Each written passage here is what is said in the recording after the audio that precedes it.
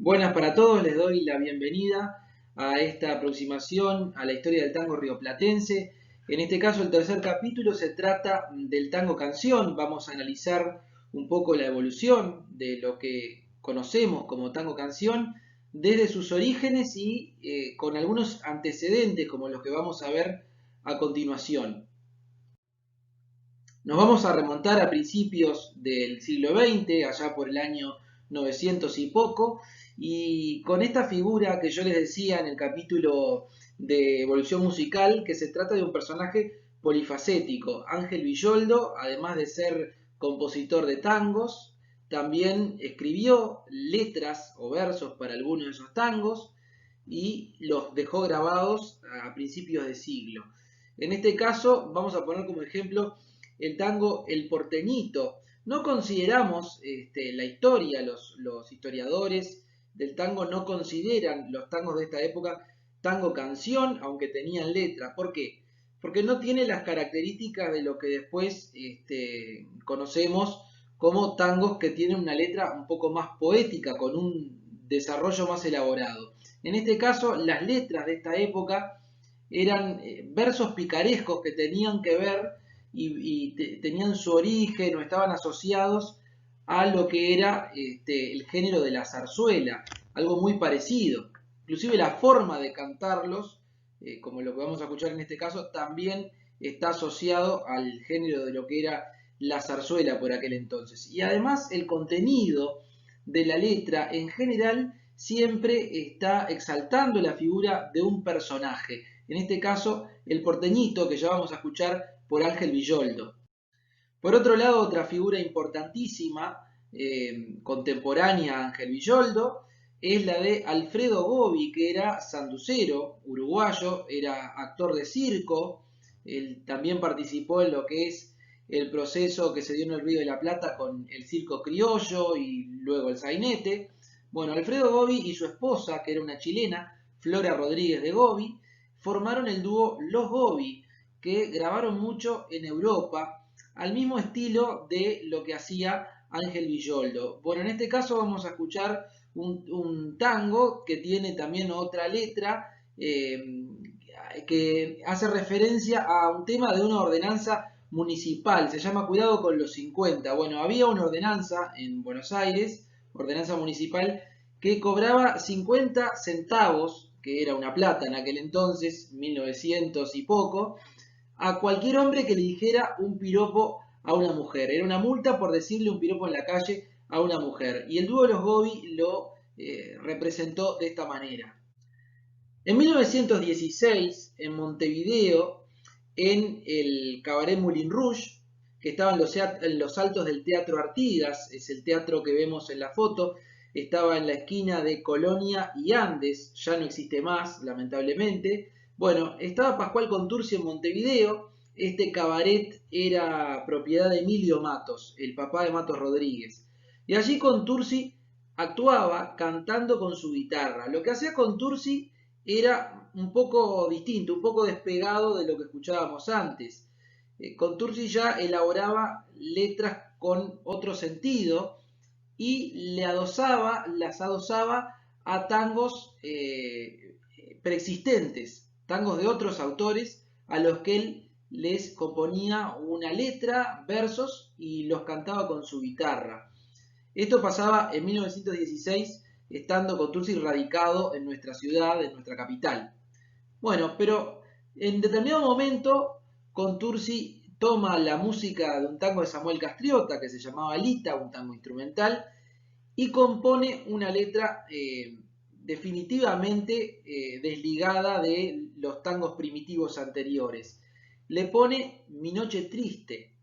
Mi Noche Triste es el primer tango canción, lo que se considera el primer tango canción. ¿Por qué? Porque tiene una historia acabada, con un principio, un desarrollo y un final. Y además lo que narra el tango es el tema que se repite tantas veces, se convierte en un tópico del hombre que llora un desengaño amoroso, la pérdida de su compañera. Bueno, después de que Contursi canta en el Cabaret Moulin Rouge este tango, Mi Noche Triste, esta primera creación del tango canción, le propone a Carlos Gardel, que hasta ese entonces era un cantante del repertorio criollo. Gardel cantaba zambas argentinas, cantaba estilos, chacareras, en fin, el género folclórico argentino. Contursi le pide a Gardel que grabe este tango. Y Gardel acepta, pero lo que hace Gardel a partir de esta grabación es decodificar la forma en que se iba a cantar el tango en todo el resto de los años que vendrían, ¿verdad? Gardel inventó la forma de interpretar el tango, ya sin, digamos, esa característica del cuplé que escuchábamos antes, ¿verdad? O de la zarzuela española. Gardel canta la forma criolla. Gardel inventa esta forma criolla de cantar el tango. ¿Y en qué tiene origen? Bueno, Gardel estaba muy influido por el canto de los payadores. Gabino Ezeiza, payadores legendarios, ¿verdad? Y el uruguayo también Arturo de Nava es uno de los referentes que tenía Gardel. Pero por otro lado, también estudiaba mucho y escuchaba mucho a los tenores italianos como Tita Ruffo, como Esquipa, Enrico Caruso. Bueno, entonces de alguna manera podemos decir que esta nueva forma de interpretar el tango que impone Gardel a partir de su primera grabación de Mi Noche Triste, está influida tanto por el canto criollo de los payadores como por el bel canto italiano. O sea que surge algo completamente nuevo. Bueno, después de la grabación de Gardel, el tango Mi Noche Triste va a ser incluido en un sainete de José González Castillo, un dramaturgo argentino del género chico, del sainete criollo, y va a ser interpretado por Manolita Poli. Esto es muy importante porque es el momento en que el tango canción es incluido en el sainete. A partir de ese momento, los sainetes criollos siempre van a incluir un tango. Y esto, de alguna manera, produce que se retroalimenten estas dos expresiones populares. Por un lado, los sainetes van a ser muy concurridos por ver qué tango se estrenaba en ellos. Y por otro lado, el sainete va a ser el medio de difusión del tango canción. Esto desde 1917 hasta entrados los años 30 va a ser muy frecuente. Pero ¿qué pasa con la figura femenina? Bueno, anteriormente veíamos a Manolita Poli, que fue la que estrenó Mi Noche Triste en el sainete de José González Castillo, que se titulaba Los dientes del perro. Las cantantes femeninas hasta ese momento, su forma de cantar, digamos, provenía de las tonadilleras españolas. Pero referente a lo que hizo Gardel, que fue codificar una forma criolla de cantar el tango sin esa influencia del estilo español, bueno, la primera mujer que logra esto y que además hace algo bien distinto a lo que hacía Gardel fue Rosita Quiroga, digamos la primera criolla que cantó tangos. Bueno, en esta época en que la figura, digamos, principal del tango canción fue Gardel, también hubo otros cantantes. Por ejemplo, Ignacio Corsini, que era contemporáneo de Gardel y que empezó a grabar allá por 1912 canciones criollas, igual que Gardel. Pero Gardel llegó primero al tango y fue gracias a la propuesta de Pascual Contursi. Bueno, digamos que le ganó la carrera para llegar al tango canción, pero Corsini también fue una figura muy popular por aquellos años. Vamos a escuchar un fragmento del tango Milonguero Viejo cantado por Ignacio Corsini, que tenía un estilo muy especial, muy distinto al de Gardel, una impostación realmente singular que tiene que ver con el canto de los italianos. La otra figura importante de esta época, de fines de los años 20, que llegó un poco más tarde, es una generación un poco más joven, fue Agustín Magaldi, llamado La Voz Sentimental de Buenos Aires, porque justamente esto hacía referencia a su repertorio dramático en el tango canción. Vamos a escuchar a Magaldi, también otro estilo completamente diferente que completa esta terna de cantores estrellas del tango en la década del 20. Bueno, vemos que la característica general de estas voces, también tanto los cantantes masculinos como las mujeres, en el caso que veíamos de Rosita Quiroga, hasta esta época la característica general era el ser acompañados de guitarras. La orquesta típica marchaba en paralelo. En la orquesta típica, a partir de 1925, aparece la figura del chansonnier o estribillista que interpreta apenas un fragmento de la letra, el estribillo generalmente. Pero en el caso de los cantantes solistas, en general eran acompañados por guitarras.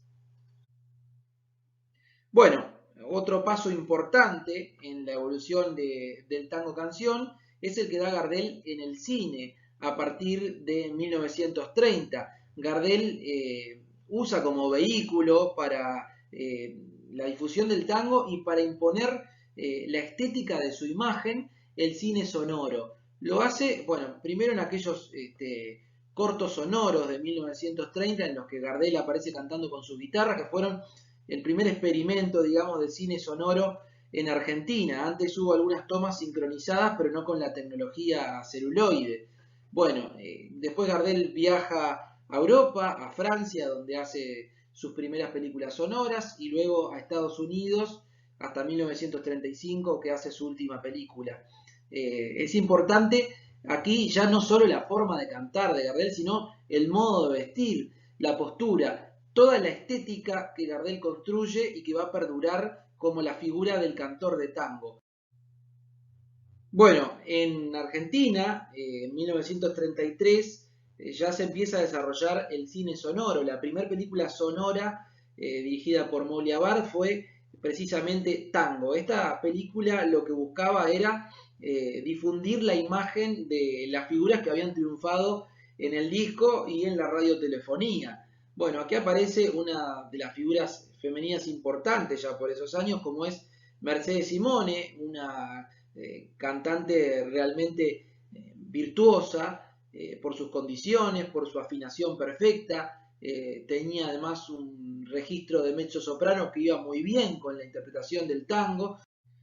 Por la misma época, 1934, Francisco Canaro, lo decíamos en el capítulo de la evolución musical, hablábamos de que Canaro también fue uno de los que invirtió en el cine sonoro. Y bueno, en este año 1934 hace algo similar en una película que se llama Ídolos de la Radio, en que también aparecen estas figuras que eran importantes en el disco y en las actuaciones radiales. Aparece como figura estelar Ignacio Corsini junto a Ada Falcón, que era una solista que él acompañaba con su orquesta.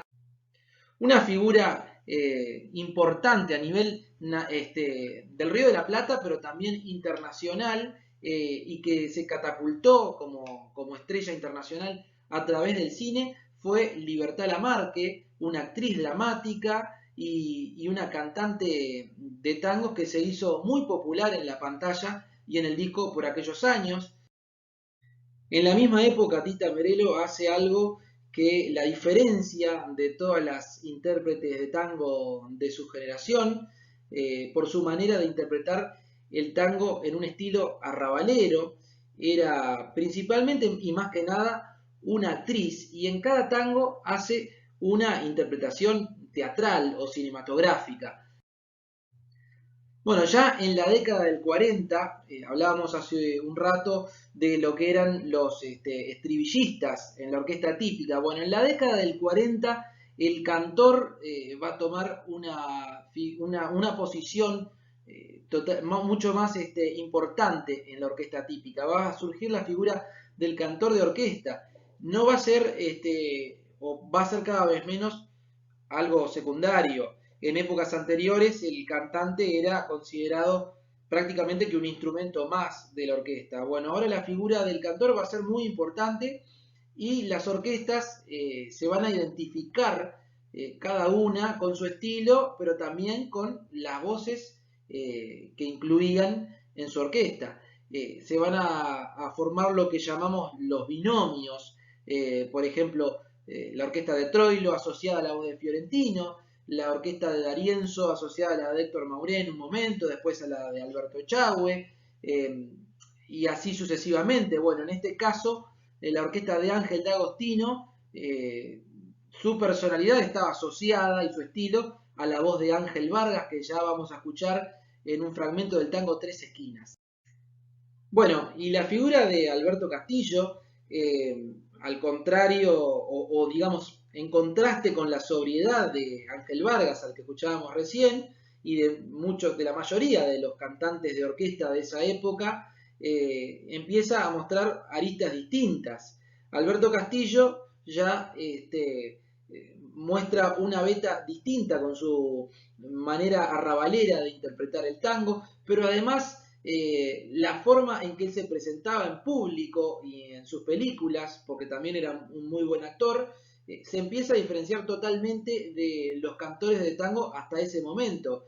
Él es el primero que empieza a hacer gestos más exagerados como recurso histriónico. El primero que, como lo vemos en la foto, que empieza a mover el micrófono, como hicieron mucho tiempo después figuras como Elvis Presley y los primeros rockeros. Bueno, Alberto Castillo fue un innovador en todo esto, también de la imagen, las corbatas de nudo grueso, los pañuelos abultados en el bolsillo del saco, toda una construcción estética que inventó él, que lo diferenció del resto de los cantantes de tango de su época y que lo hizo realmente muy popular. Bueno, y a partir de los años 50, nuestro compatriota pedrense Julio Sosa triunfa en Buenos Aires con su registro de voz grave, también interviene en alguna actuación cinematográfica y también irrumpe en la televisión, que era el nuevo medio de comunicación de aquel momento, fines de los años 50, principios de los años 60. Bueno, Julio Sosa tuvo la virtud de interpretar en muchos casos un repertorio clásico, perteneciente a Gardel, por ejemplo, y no caer en la imitación, todo lo contrario, una manera nueva, digamos, de interpretar tangos clásicos. Y esto también le valió para que fuera seguido por un público joven en un momento en que el tango ya no está, había sido desplazado del centro de atención del consumo comercial. Fue una época de la posguerra, bueno, que en el contexto del Río de la Plata empieza a entrar mucha música foránea y sobre todo con el advenimiento de la televisión, se empieza a difundir mucha música extranjera y bueno, y el tango ya deja de estar en el centro. Bueno, en este momento Julio Sosa fue quien de alguna manera atrajo público nuevo, público joven al tango. Contemporáneo al uruguayo Julio Sosa, Roberto Goyeneche también tuvo algo muy distinto, que fue la manera de frasear el tango y la forma de decir las letras de tango de una manera que nadie lo había hecho antes. Bueno, y para finalizar este repaso de un siglo de historia, podríamos decir, que hemos hecho del tango canción, vamos a evocar la figura de este cantante uruguayo tan importante que fue, sobre todo en la década del 90, Gustavo Nochetti, con una trayectoria muy intensa y muy nutrida, a pesar de que tuvo una corta vida, lamentablemente. Bueno, también decirles que este año que pasó, 2019, el Correo Uruguayo lo homenajeó con una estampilla con su imagen con motivo de cumplirse 60 años de su nacimiento. Gustavo Nochetti fue una figura muy importante tanto en Uruguay como en Argentina. Comenzó a cantar siendo un adolescente, triunfó en Montevideo en algunos concursos de canto, luego pasó a trabajar a Buenos Aires siendo muy joven. Allí en Buenos Aires tuvo el privilegio de grabar en uno de los últimos discos larga duración de Osvaldo Pugliese. También luego fue contratado para cantar con la Orquesta del Tango de la Ciudad de Buenos Aires que dirigía Raúl Garelo. Con ellos estuvo en Montevideo en 1996 celebrando la tercera cumbre mundial del tango que se realizó aquí en Montevideo, en nuestra capital. y luego se radicó nuevamente en Uruguay y aquí estuvo trabajando por varios años con mucho éxito en el espectáculo Galas de Tango con la Orquesta Filarmónica de Montevideo y también grabó varios discos con la Filarmónica y luego varios discos como solista. Bueno, como siempre, les dejo mi correo electrónico por cualquier sugerencia. También los invito a seguir la página Archivo Documental del Tango en Facebook, donde comparto habitualmente información y documentos sobre la historia del tango. Nos vemos en el próximo capítulo.